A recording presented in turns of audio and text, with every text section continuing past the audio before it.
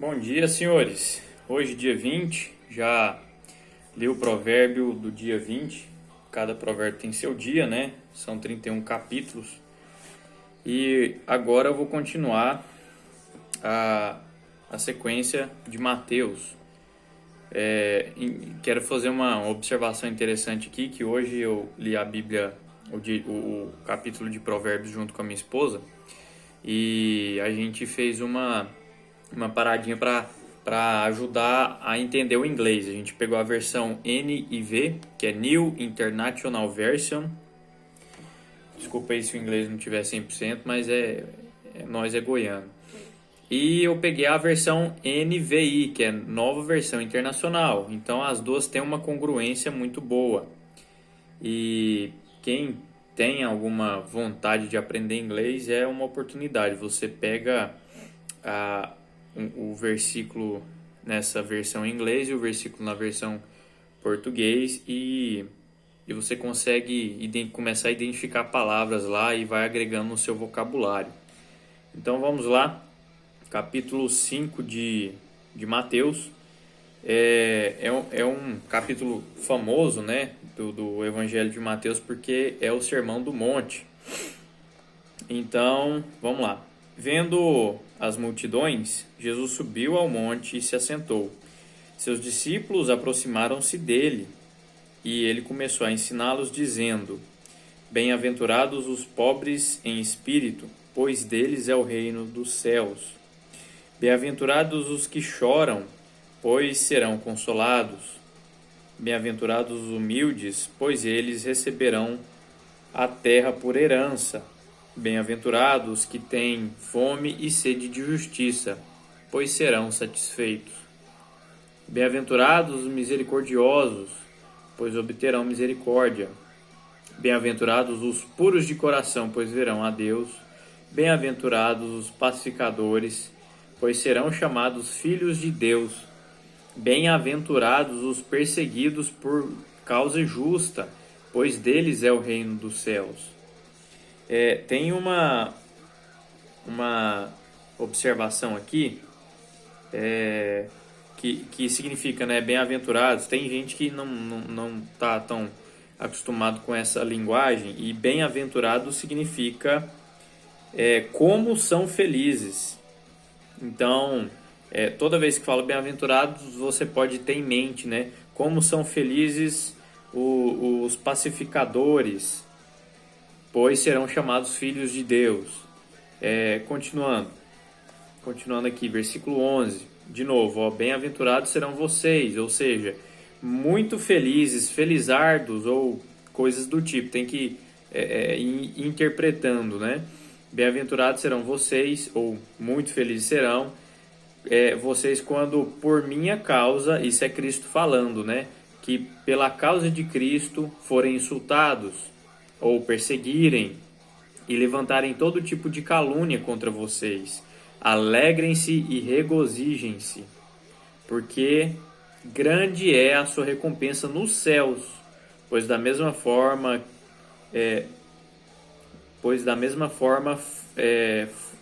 perseguiram os profetas que... perdão. Ele tá comparando aqui os profetas do Velho Testamento que falavam a verdade em momentos conturbados ali do reino de Israel. Profetas que traziam a palavra mesmo, que traziam profecias vindas de Deus. Eles eram perseguidos porque não eram profecias que massageavam o ego do povo, não eram profecias que ia de encontro com conforto do pessoal ali, né, da elite de Israel, enfim, de todos. Eram mensagens muito duras de se ouvir, até profecias relacionadas a momentos difíceis que eles iam enfrentar. Então, tá falando para você se alegrar quando você for perseguido por Cristo, né? Bem-aventurados vocês quando forem perseguidos por minha causa. Alegrem-se e regozijem-se, porque grande é a sua recompensa nos céus, pois da mesma forma foram perseguidos os profetas que viveram antes de vocês. Aqui, para finalizar, o capítulo 5 é grande, mas vamos lá. Quem não quiser, é só não ouvir. Não tem dessa. Você não é obrigado a nada, você faz suas escolhas, né? Vocês são o sal da terra, mas se o sal perder o seu sabor, como restaurá-lo? Não servirá para nada, exceto para ser jogado fora e pisado pelos homens. Vocês são a luz do mundo.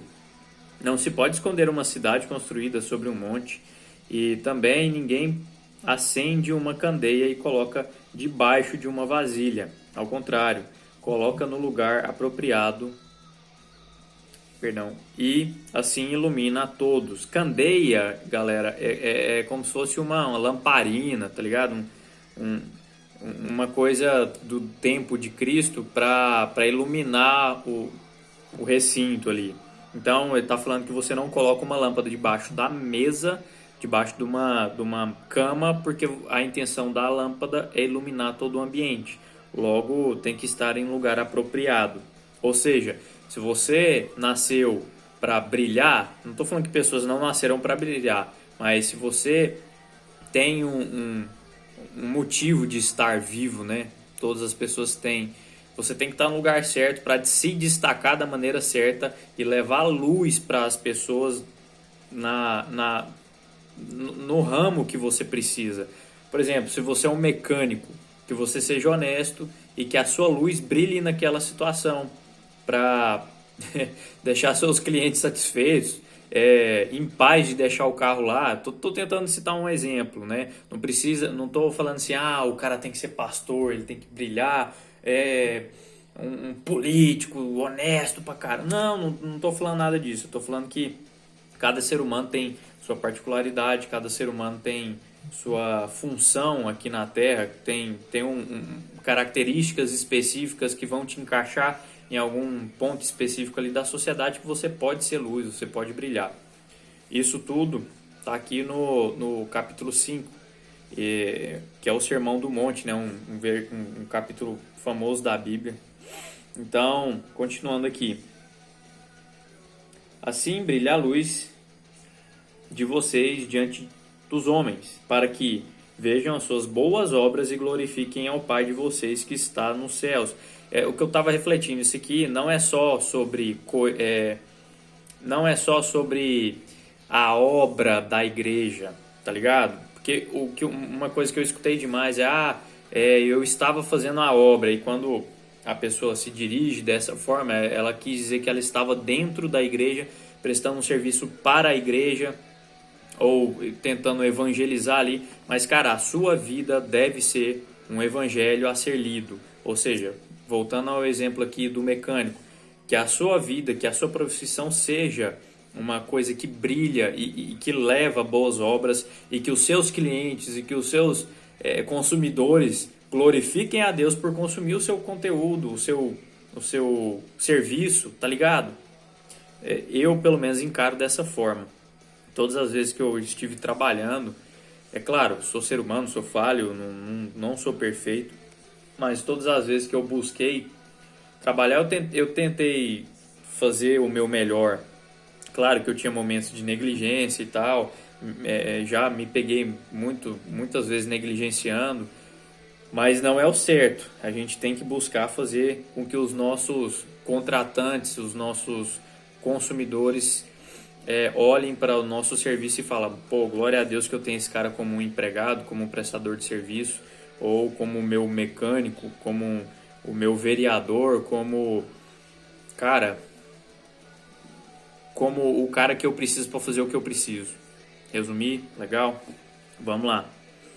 Não pensem que vim abolir a lei ou os profetas. Não vim abolir, mas cumprir.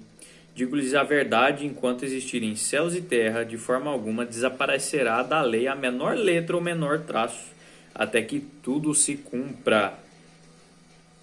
Todo aquele que desobedecer a um desses mandamentos, ainda que dos menores, e ensinar aos outros fazerem o mesmo, será chamado menor no reino dos céus. Mas todo aquele que praticar e ensinar estes mandamentos será chamado grande no reino dos céus. Pois eu lhes digo que, se a justiça de vocês não for muito superior à dos fariseus e mestres da lei, de modo nenhum entrarão no reino dos céus. Cara, seria interessante você entender o que é um fariseu e que era um mestre da lei daquela época, tá? O fariseu virou uma característica. Se eu te chamo de fariseu, eu tô te chamando de hipócrita. Então, é bom entender esses termos aqui. Versículo 21 vai tratar sobre o homicídio. Olha só. Vocês ouviram o que foi dito aos seus antepassados: não matarás. E quem matar estará sujeito a julgamento. Mas eu lhes digo que qualquer que se irar contra o seu irmão estará sujeito a julgamento. Jesus aqui ele falou, né, que ele não veio abolir a lei, ele veio elevar o nível de requisição, o nível de qualidade dos requisitos que a lei fazia, porque para mostrar ainda mais para o homem que ele não consegue alcançar um patamar divino por si só. Cristo ele vem e ele dá essa oportunidade. Mas eu lhes digo, versículo 22, que qualquer que se ira contra seu irmão estará sujeito a julgamento. Também qualquer que disser a seu irmão racá, que significa termo aramaico de desprezo, equivalente a tolo, será levado ao tribunal. Então todo aquele que xingar, né, racá, o seu irmão, será levado ao tribunal. E qualquer que dizer louco, corre risco de ir para o fogo do inferno. Portanto, se você estiver apresentando sua oferta diante do altar e ali se lembrar de que seu irmão tem algo contra você, deixe sua oferta ali diante do altar e vá primeiro reconciliar-se com seu irmão e depois volte. Cristo aqui mostrando, cara, Deus está mais preocupado com o seu coração do que com a sua oferta. Na verdade, ele é o dono... tem Foi mal, tinha um alarme aqui. Deus está preocupado com o seu coração. Ele é o dono do ouro e da prata. Ele não está nem um pouco aí com o seu dinheiro, né? É claro que ele te dá alguns conselhos de como você pode administrar isso aí, mas enfim, isso aqui é tema para outros 500. Entre em acordo depressa com seu adversário, que pretende levá-lo ao tribunal. Faça isso enquanto estiver com ele a caminho, pois caso contrário, ele poderá entregá-lo ao juiz e o juiz ao guarda e você poderá ser julgado na prisão. Eu lhe garanto que você não sairá de lá enquanto não pagar o último centavo. Pois é, aqui Jesus estava falando da lei dos romanos, né? Nós estamos no Brasil e infelizmente isso aqui não acontece. Se tivesse justiça, eu me colocando na posição de bem-aventurado os que têm sede de justiça. Ai, credo, 12 minutos de áudio. Mas vamos lá. Estou fazendo isso aqui mais para mim, para eu ter um discernimento. Estou empolgado mesmo. Agora Cristo vai tratar sobre o adultério. Vocês ouviram o que foi dito: não adulterarás, mas eu lhes digo, qualquer que olhar para uma mulher e desejá-la, já cometeu adultério com ela no seu coração. Vamos vigiar, né, galera? Isso aqui também é para mulher, né? Não está falando aqui que uma mulher vai olhar para outra mulher, não. Se a mulher olhar para um homem com olhos de desejo, ela também está adulterando, ela está desejando aquilo que não é dela. Logo, ela está cometendo um pecado, né? Não é interessante você que é casado, que é solteiro, ficar aí cobiçando as coisas dos outros, muito menos um outro ser humano como se fosse objeto. Mas bola para frente, vamos lá. Se o seu olho direito o faz pecar, arranque-o fora. É melhor perder uma parte do seu corpo do que ser ele todo lançado no inferno. Se a sua mão direita o fizer pecar, corte-a e lance-a fora. É melhor perder uma parte do seu corpo do que ir todo ele para o inferno. Foi dito, aquele que se divorciar de sua mulher deverá dar-lhe certidão de divórcio. Mas eu lhes digo que todo aquele que se divorciar de sua mulher, exceto por imoralidade sexual, faz que ela se torne adúltera. E quem se casar com mulher divorciada estará cometendo adultério. São parâmetros de Cristo, está escrito na Bíblia. Se alguém tiver alguma objeção e quiser trocar uma ideia comigo, estamos aí. Vocês também ouviram o que foi dito aos seus antepassados: não jurem falsamente, mas cumpra os juramentos que você fez diante de Deus. Mas eu lhes digo, quando está falando que eu lhes digo, ainda estou abrindo, estou dentro das aspas de Cristo, é Jesus que está falando. Mas eu lhes digo, não jurem de forma alguma, nem pelos céus, nem porque é o trono de Deus, nem pela terra, porque é o estrado de seus pés, nem por Jerusalém, porque é a cidade do grande rei. Deixa eu só ver. Tá, continuo gravando aqui, bora lá. E não jure pela sua cabeça, pois você não pode tornar branco ou preto nenhum fio de cabelo. Seja sim, sim e não, não. O que passar disso vem do maligno. É por isso que eu mesmo, quando converti, o povo falava, você não pode prometer. Eu falava, mas como assim não pode prometer? É porque a Bíblia fala assim, cara, sua palavra tem que ser sim ou não.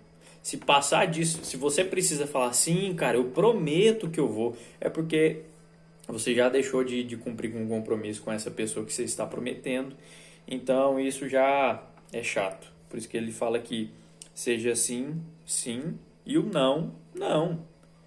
O que passar disso vem do maligno. Por exemplo, foi você que pegou os 50 quando estava aqui na minha carteira? Não. Moço, fala sério, tô precisando de dinheiro. Não, moço, eu te juro, não fui eu. Não tem. Fala, não, moço, eu tô falando que não foi, é porque não foi, enfim. E né, tem pessoas aí que já tem má fama. Mas enfim, bora lá. Versículo 38. Vocês ouviram o que foi dito, olho por olho e dente por dente. Muita gente conhece aí como lei de Talião, né? Na história da humanidade tem isso, mas a origem que eu conheço é bíblica. Eu também na escola estudei sobre a tal da lei de Talião. Mas, bora lá, 39. Mas eu lhes digo, não resistam ao perverso.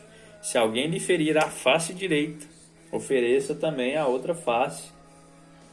Se alguém quiser processá-lo e tirar-lhe a túnica, deixe que ele também leve a capa.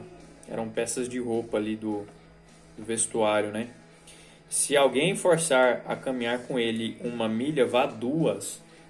Aqui eu ouvi uma explicação de, não lembro de quem, cara, mas falava assim, que o soldado romano obrigava os judeus a caminhar, né, a levar fardos pro pessoal, pros soldados ali, e eles tinham que andar 1 milha. Então Jesus estava falando, cara, se o cara vier e te obrigar a andar 1 milha, vai 2. Sempre, né, dando a outra face. Então, versículo 42, de que lhe dê a quem lhe pede, e não volte as costas àquele que deseja. E não volte as costas àquele que deseja pedir-lhe algo emprestado. Vocês ouviram o que foi dito, ame o seu próximo e odeie o seu inimigo. Onde é que está isso? Levítico 19 e 18. Era uma lei, né? Ame o seu próximo e odeie o seu inimigo. Está até com a referência aqui. Mas eu lhes digo, ó Cristo elevando o patamar de novo, amem os seus inimigos e orem por aqueles que os perseguem, para que vocês venham